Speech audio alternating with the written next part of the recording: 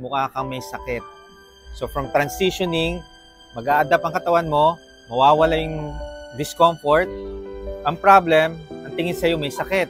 Do not worry about that. Kasi meron tayong tinatawag recovery phase. Kaya huwag kayong mawawalan ng yung parang nade-depress ka, sinabihan ka ng mukha ka may sakit. Don't mind them as long as you feel energetic. Hindi ka napapagod.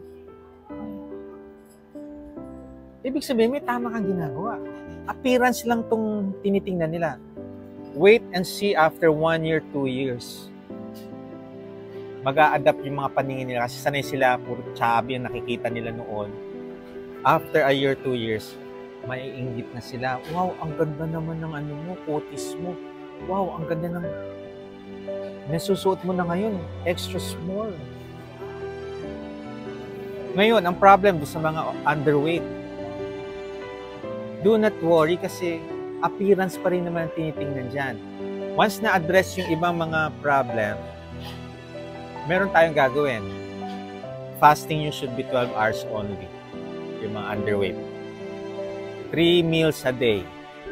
And we will do resistance exercise.